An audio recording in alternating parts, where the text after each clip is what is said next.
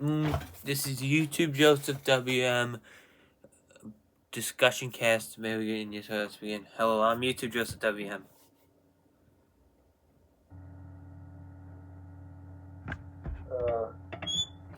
Someone else is supposed to join us?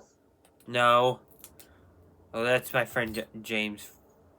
I don't know if he wants me to say his last name. Anyway, you say your name. Alright, I'm James Frost. Alright, so this is part 3 of the history of the Earth. So far we talked about the formation of the Earth and Moon, the cooling of the continents, the formation of the cooling of the land, the formation of the continents and oceans, the origin of life, the first eukaryotes or cells of internal organelles, the first multicellular life, the Cambrian explosion, the first plants, animals, all the way up to the Great Dying.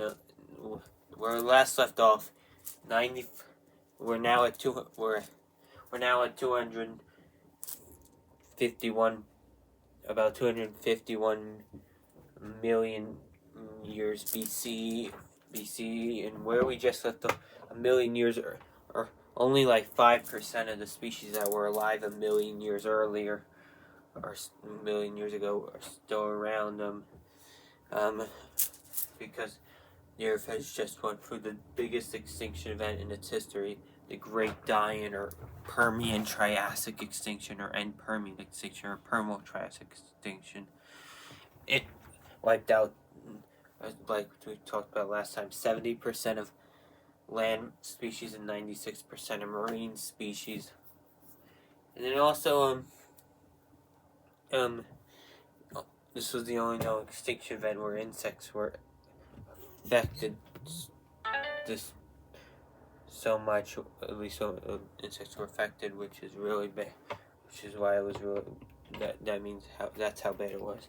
Anyway, Earth came close to becoming a dead world, going back to the way it was in the Precambrian. Anyway, despite all that, few species did survive. There is a glimmer of hope that rose from the ashes. The first and now in the first million years of the Permian, the most successful animal of all time, Lystrosaurus, I don't know how to describe it. It had beak and tusk. James, do you know about Lystrosaurus? No. It was the most successful land vertebrate, the most to ever live. At one point, it was one genus. There were probably many species. They boomed the population, as far as we know, across the southern half of Virginia. Pangea, not Virginia, in Gunwala, Pangea and Gunwala. Their herds made up 95% of the land vertebrates on Earth at the time.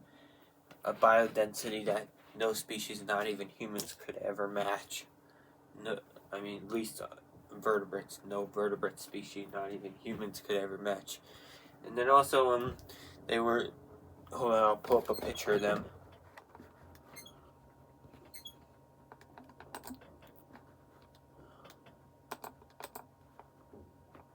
Are you going to use the present feature? Yes, you got it.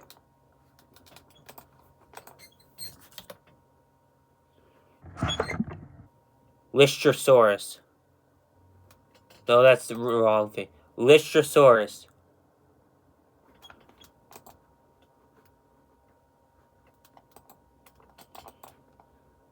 This is it.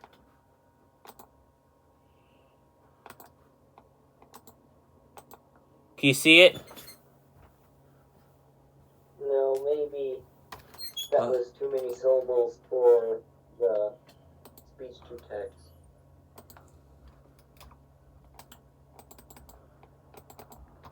Here it is. Can you see it now? Oh, I haven't hit share yet.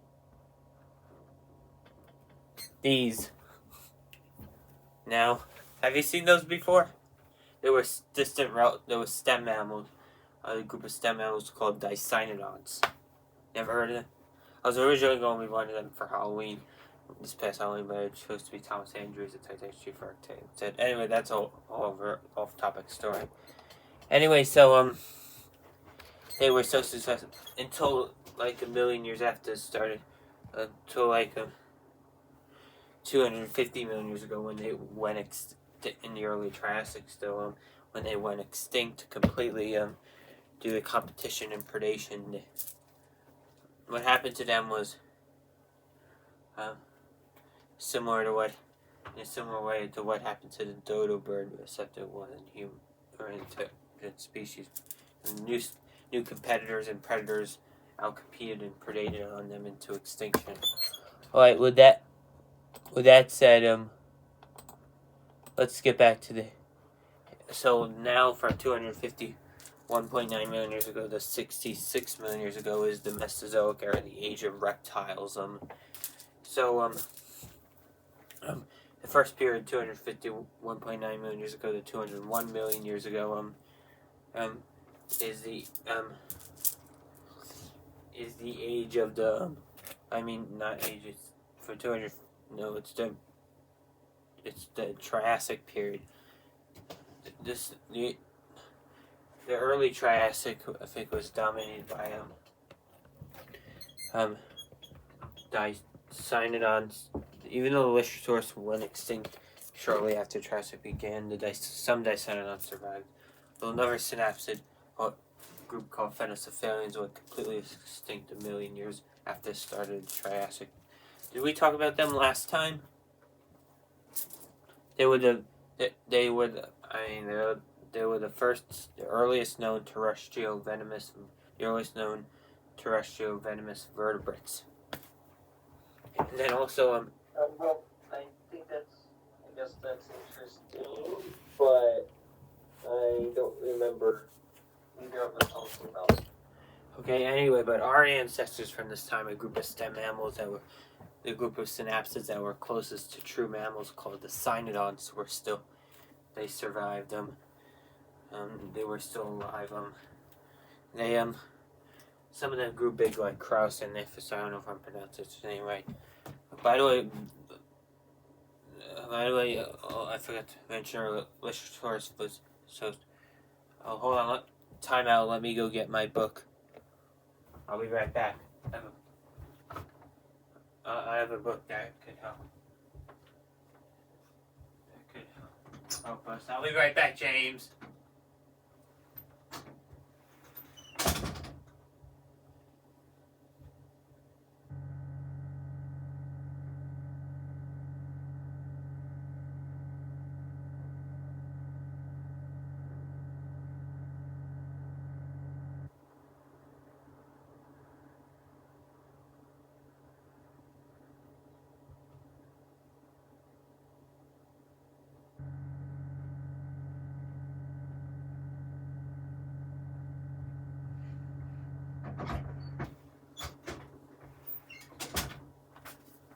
Alright, I'm back. So, we're just getting started. Let me get to the.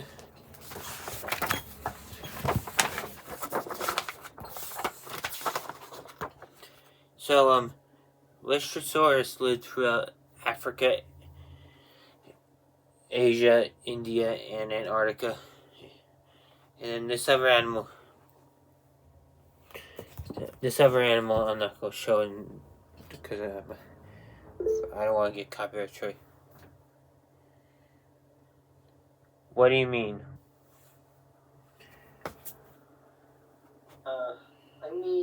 Can you edit out the part where I'm waiting? I don't know. I'll try. I'll try, but I can't guarantee that. Maybe there's a WikiHow article on it. Well, I have an app on my iPad that could help.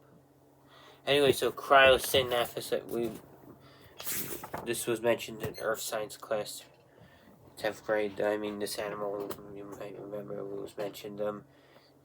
Its name means dog. They were left around in the early to mid-Triassic. And our ancestor from this time was Phernaxodon, which lived South Africa, and Antarctica. Anyway, so as we continue, so now the synapsids remain cyanodonts. The dicynodonts lose their title as the dominant species as the Triassic continues on. It's the age of reptiles now. The pterosaurs are taken to the air. The ichthyosaurs and plesiosaurs already by this point around 240 million years ago. By 240 million years ago, have already taken to the ocean by the end of the mid-Triassic. The late Triassic is when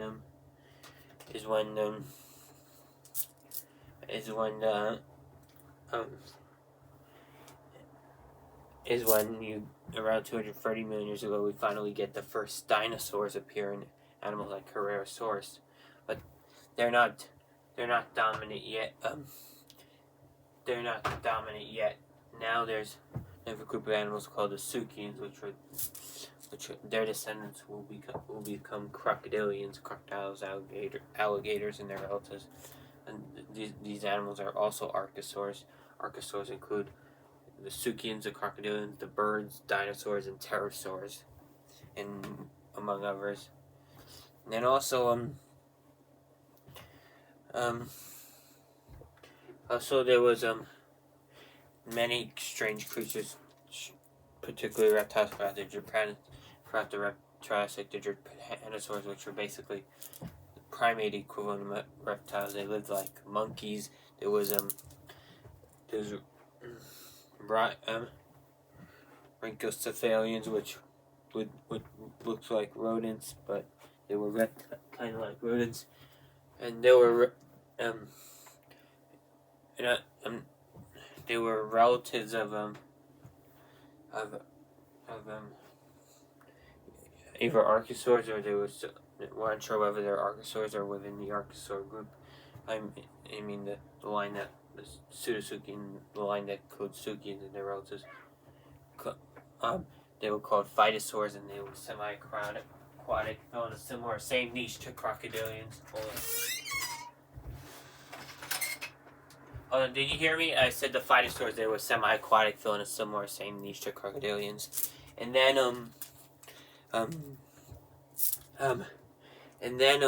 there was eventually the dinosaurs diversified in the earliest theropods and sauropodomorphs. And then also, I think the earliest came out. There's theropods included things like Coelophysis. There are sauropodomorphs include things like Eoraptor, but eventually they got to be this around the size of a giraffe or bigger, and to specialize in eating things from the tops of tree. I'm not sure about that, but that's to avoid competition with the Dicynodonts, which are still around and were still the dominant large herbivores. Some of the Suchians became hypercarnivores, while others became armored-plated herbivores like the Smatosuchus, and occupied the niches of proboscideans, which include elephants, as well as rhinos, possibly hippos and bison, most of mega herbivore niches. Suchians, you never heard of this group of animals, James? What? I don't think so. I would recommend looking them up. They were dominant in the late Triassic, right before. Basically, the dinosaurs were not the first group of reptiles to the dynasty of clade or dynasty of reptiles to dominate the world. The Suchians were, and then also, do you know what a clade is? I think there's more to it than there's a group of organisms that include a common ancestor and all its descendants. I think there's more to it than that. Because other taxonomics like family and orders have clades, and then also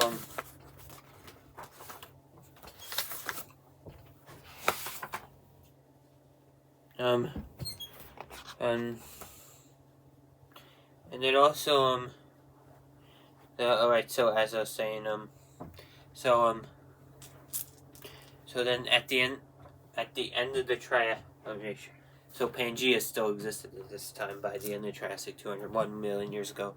But they were the first ornithopods, which would later lead to everything from hadrosaurs to ceratopsians to ankylosaurs. You know all those groups of dinosaurs? You know ceratopsians like Triceratops, and the armored dinosaurs which includes everything from Stegosaurus to Ankylosaurus. You know all those? I guess so. Those were their ancestors were small ornithopod bird, two-legged creatures at this time, and then also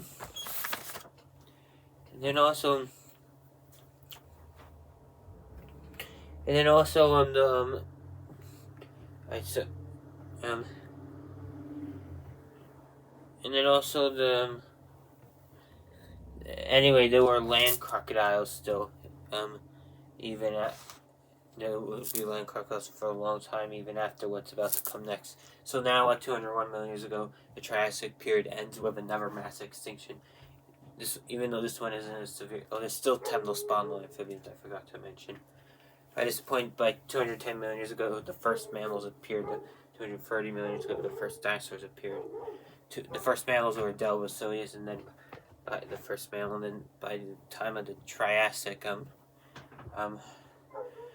it was our ancestor was Megazostrodon, and then also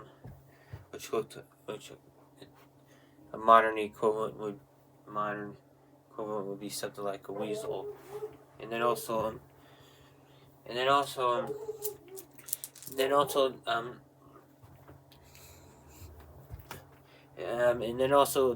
what happened basically was Pangea started splitting in two. Is what causes mass extinction like Triassic. There was a large igneous providence, which is a type of volcanic activity called the Central Magmatic Atlantic Providence, triggered a chain of events that would end in an ice age and the extinction of I think about 70% of 70% of all species at the time. All the route among the casualties, all the Suchians except for the ancestors of crocodilians, the ones that would become the crocodilians, their ancestors, and as well as many temnospondyls, all the phytosaurs, a lot of the only reptiles that would survive, in fact, all the Dicynodonts went completely extinct as well. The only reptiles that survived, in fact, were the four. I don't know if I don't think lizards and snakes were around yet.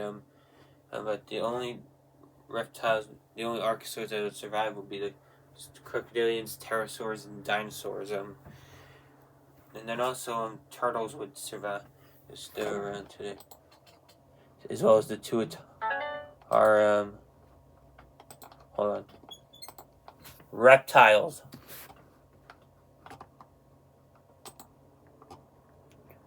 Okay. Yeah, the ancestors of two tars. Lizards and snakes haven't evolved at this time. Do you know the tuatara, that animal from New Zealand? A lizard-looking like creature from New Zealand. It's in the Rhynchus. I don't know its order is a six. It's just the last member of its order. That's a sister group to they're related. They're in the same superorders. The squamates, which include lizards, snakes, and amphibians, known as the lepidosaurs. Do you know have you heard of tuatars? Topic for another time. Anyway, now the initial extinction lasts up 20,000 years, with an ice age lasting an additional 650,000 years, 600,000 years, causing wasn't. I mean, after the extinction ends, we're in the Jurassic now. Now the age of the dinosaurs truly begins.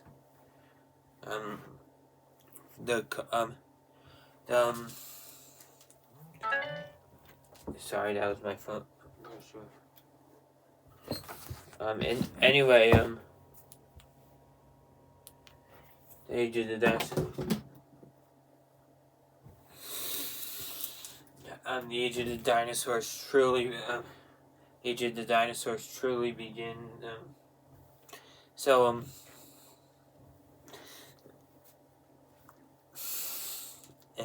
now from 201 million years ago. Look it up. Let me just. Yeah. From 200.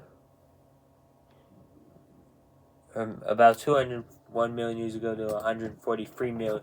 From about 201 million years ago to 143 million years ago is the Jurassic period, the golden age of dinosaurs. Now the dinosaurs eventually as now Laurasia has split from Gondwana. Laurasia includes North America, Asia, and most of Europe. Small amounts of Europe. I mean, like the Balkans, along with Arabia, Africa, South America, Antarctica, Australia, India, Madagascar, and Zealandia or Gondwana. Do you know about these two supercontinents that existed after Pangea? That Pangea broke apart. Remember? And didn't they teach us? Didn't they teach us? I mean, at least you anyway. I already knew in Earth Science class in 10th grade. I can't figure. Oh, right. You remember now? Well, I don't recall being taught about. I don't really recall being taught about how Pangea broke up. And also, yeah. Anyway, and yeah, I don't know if they talk about that. Anyway, that's all of a topic story for another time. Anyway, by the end of Jurassic, some dinosaurs like Brachiosaurus, and Giraffatitan, which was a relative of Brachiosaurus that lived in Africa. There were also Brachiosaurus in Africa. Not just in the Brachiosaurus, the one that looked like a giraffe. Oh, I think I know that. They probably filled a similar same niche too. Well, as in the animals like Apatosaurus lived like elephants. The Platypus lived like mastodons. There was Camarasaurus that carved out a niche that only sauropods have ever occupied, at least at that time. And then also there was I'm not sure what the niche the Platypus lived like. And the Stegosaurus lived like rhinos. I'm pretty sure that I'm not 100% sure. There were iguanodon relative to large ornithopods that lived like horses and cattle. Horses and cattle. The Hypsilophodonts, which lived like bison and rhinos, hippos. There were small ornithopods like Ophinelia and Dryosaurus that lived like deer and antelope. Hold on, man. I'm in the middle of the podcast. Anyway, and then there was also hold on a minute. The ancestors of Dromaeosaurs at this time, which would later appear in the Cretaceous, were occupying the same niches that their descendants was the canids and felids occupy today. There were also Ornitholestes, which I'm not sure what niche they occupied. There was also of course, the famous Allosaurus, several species of them. Did you know that? There was several. Same with Stegosaurus. What? Allosaurus was a genus. There were several species. There was Allosaurus robustus in Australia, Allosaurus jumanji and Allosaurus from fragments. Some Allosaurus in North America. The Allosaurus europaeus in Europe. I'm not sure if I'm exactly right. One species, genus of Allosaurus tremongi that lived 145 million years ago was called Big Al. Have you heard of him? Have you heard of that Allosaurus specimen? I recommend you watch it about a Big Al documentary. Anyway, a whole other topic. Anyway, and then the next, and there were pterosaurs, of course, in the sky. The mammals, it's still diversifying, detailed in the dinosaur shadows, while in the oceans, the ichthyosaurs and plesiosaurs were dominant. There were two types of plesiosaurs. Elasmosaurs, the long-necked plesiosaurs, pliosaurs, the short-necked ones, which were predators, like Prolodon. Wasn't as big as the depicted in dinosaurs. Let me see if I can find it in this. That's the Triassic section. It was like, it could reach about from 23 feet to 33 feet long. And then also, they were,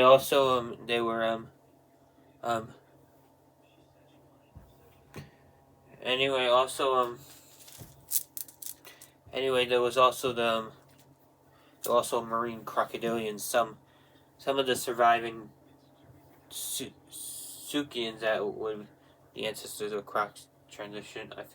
Some of them became the Metriorhynchids, which were marine crocodiles. And they include Metriorhynchus itself, Docosaurus, Geosaurus, among many others. They had flippers, these crocodiles. I think they were also land crocs at this time. And then, do you know crocodilians used to be way more diverse in the past? Did you know that? I mean, their relatives. And then also, am I teaching you new stuff? Why are you making stuff? And this isn't for. So the next period final period we'll talk about today. I was planning on covering the Mesozoic and Cenozoic in one episode, but we don't have enough time. I don't think before the battery on my iPad runs out. So it's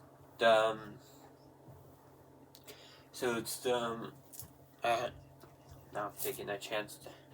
It's the Cretaceous from 143 to 66 million years ago. Then there was the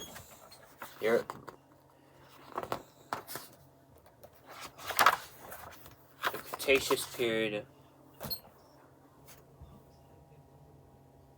and then also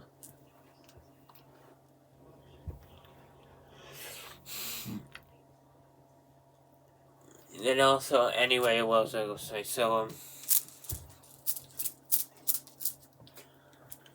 in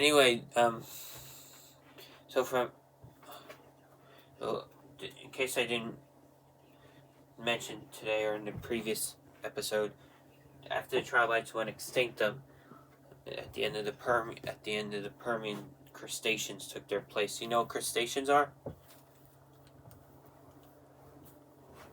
I think they're arthropods. Mostly aquatic arthropods. Anyway, now in the Cretaceous, I did explain by late Cretaceous, by the end of by this point as now by around 130 or 40 million years ago, Africa. No, before that, India, which was Madagascar, was still connected to as a part of India, along with Zealandia, which is the lost continent, the hidden eighth continent, broke away first. Then Africa, around 130 and 40 million years ago, split from South America, and the Atlantic Ocean continued to grow. The world as we know, as we would recognize it, is starting to. The Earth is starting to look more and more familiar and recognizable to us humans today. Then there was what? Did you raise your hand or were you stretching? I guess I was stretching. And then also there was still an ocean that doesn't exist anymore called the Tethys Ocean, which would be, and that connected the Atlantic across Africa. That connected the Atlantic to the Pacific. Well, until after the dinosaurs. It runs through where the Mediterranean Sea. Now Africa is an island continent at this time. Anyway, now enough with the geography about the life. In the early Cretaceous, by this point, the iguanodons, the sauropods have gone to decline. The stegosaurs and many of the dinosaurs we talked about in the Jurassic. And then there comes the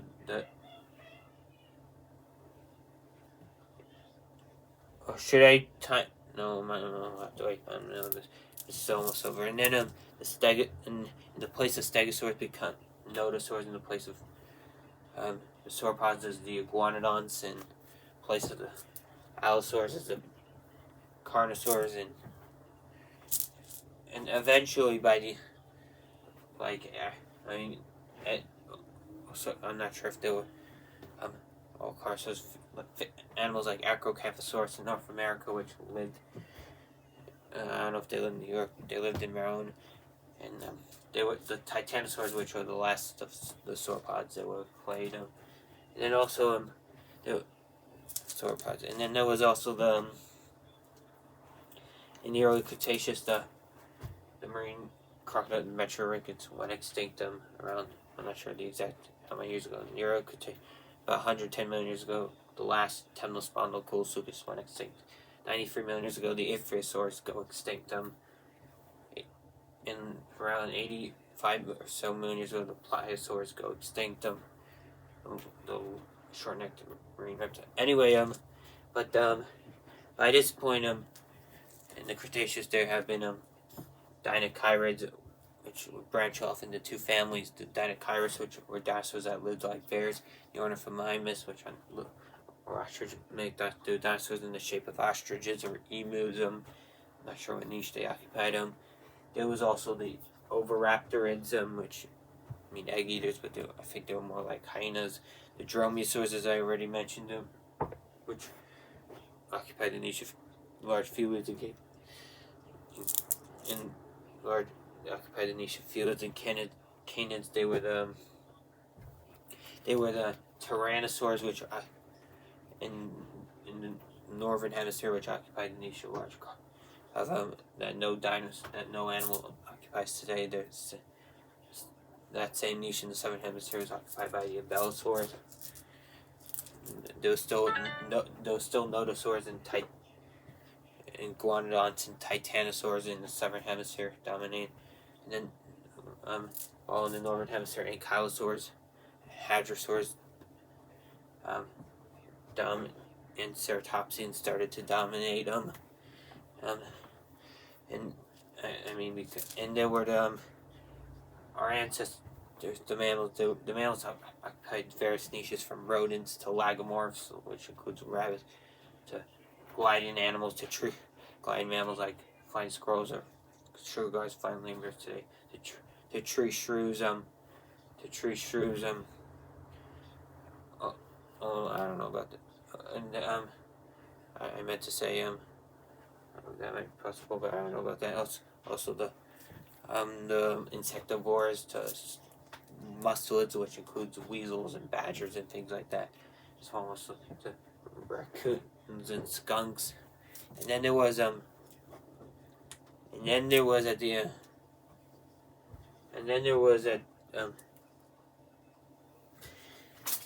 sorry, I had to pick that up. And then there was at the in the oceans like 93 million years ago, like around 100 million years ago. So the mosasaurs ancestors, they begin to evolve. They begin to return to the sea. By 90 million years ago, or 85 million years ago, mosasaurs had became the new apex predators and took over the niches of over the rest of the late Cretaceous. They would take over the niches left over by the ichthyosaurs. possibly the Metriorhynchiid crocodiles. I'm not sure about them. Definitely the first source. And then also by 66 million years ago, in the age of dinosaurs, I forgot to also mention in the early Cretaceous. The late Jurassic, the first birds appeared. The first lizards ancestors appeared in the Jurassic. By true lizard snakes and amphibians appeared by 90 million years ago or 100 million years ago in the Cretaceous. And also, the first flowering plants and bees and other pollinating insects appeared in the early Cretaceous around 130 million years ago. It was finally fruit by the late Cretaceous. And then also finally and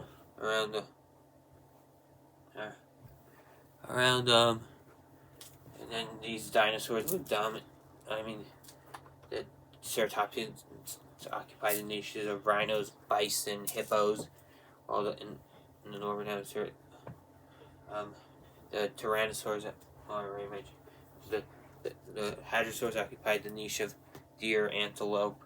No, not antelope. Deer, elk, moose, possibly giraffes and proboscideans, like elephants. And then there was also the ankylosaurs occupied the niche of rhinos. I think the niche partitioned with ceratopsians, but I need to ask paleontologist Dr. Phil Curran more about that in my next interview with him in April. And then there was are you interested? Are you interested?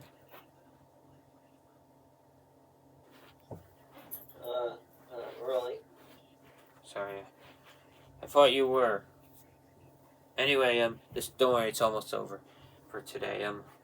And then in the southern hemisphere, the small ornithopods in both the northern and southern hemisphere occupied the niche of antelope. In the southern hemisphere, they still occupied the niche of deer, elk, and antelope. Iguanodonts in the southern hemisphere occupied the niches of moose and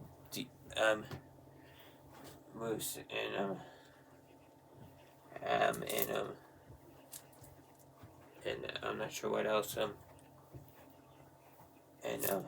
Probably Hypsilophodonts if they were still alive at this. I'm not sure if they were still alive. Either they or iguanas occupied the niche of rhinos, hippos, and bison. I think iguanas still occupied the niche of definitely horses and cattle. The southern hemisphere. Their descendants. Well, I don't know if they were still alive.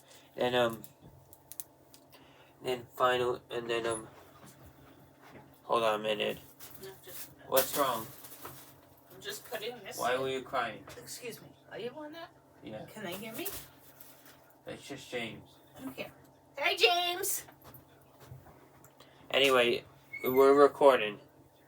Anyway, so that was my mom. Anyway, so then so pterosaurs had by this point reached that there were birds and insects sharing the skies with pterosaurs, which were the largest flying animals ever. There was one pterosaur called Quetzalcoatlus with 12 meter or 39 foot wingspan, as big as a fighter jet. And when they stood on the ground, they were like stalks 20 feet tall. They were as tall as giraffes 20 feet when they walked on the ground. And then there was also ammonites dominated the seas of the Mesozoic the whole time, along with the marine reptiles. There were sharks in the ocean. Anyway, so now there were fern prairies. There weren't now grass has just appeared by this time. Alright, so finally the final thing to talk about today. 66 million years ago, over the past couple tens of million years, pterosaurs would decline. Pterosaurs probably do competition with birds. I don't know if I buy it, but definitely also climate change. That I do. Dinosaurs were in decline due to climate change and disease, pathogens. That's over subject. And for hundreds of thousands of years, volcanoes in a type of volcanic eruption, another flood basalt like the Siberian traps, called the Deccan traps in India, spewed out lava and toxic gases. Then finally finally, I thought you were interested in this, James. Are you? I guess I am now. And finally, this is the last. This is the end for today. What I'm about to talk. An asteroid 6 miles or 10 kilometers wide, bigger than Mount Everest, hit the Yucatan Peninsula with a force of 100 teratons, or over 2 million Tsar bombas, the biggest nuclear bomb ever built by humans, the largest man-made explosion of all time. Multiply that by 2 million, or the Hiroshima bomb dropped on Hiroshima in Japan in World War II. Multiply that by like 7 or 8 billion, all at 7 to 10 billion, all at once. So like the force of 7 or 8 billion. So the impact hit with a force of 7 or 8 billion Hiroshimas going off simultaneously, and then triggered a chain of effects and disasters that led to the death of most dinosaurs, along with all the pterosaurs, plesiosaurs, and mosasaurs, and ammonites in the ocean. Most of the surviving, most of the land crocs, as well as most birds and mammals died out. Birds being the only dinosaurs that made it through, and only the seed-eating birds, the birds that ate seeds that had beaks. The birds with teeth died out. Yes, they were birds with teeth before the extinction. And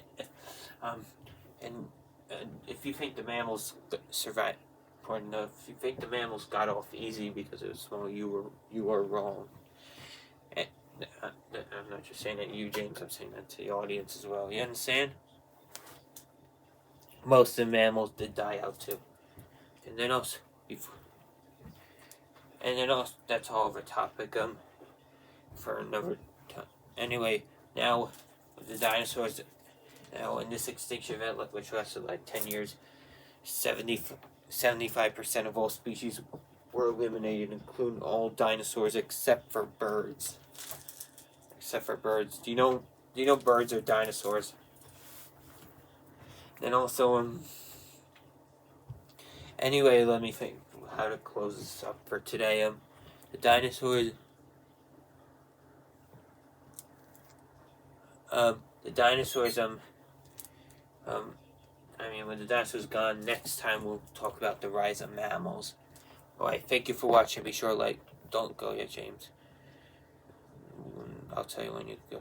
Thank you for watching. Be sure to like, comment, subscribe, share this video on Instagram, Facebook, Instagram, Twitter, TikTok, Discord, Dailymotion, Reddit, wherever. Bye.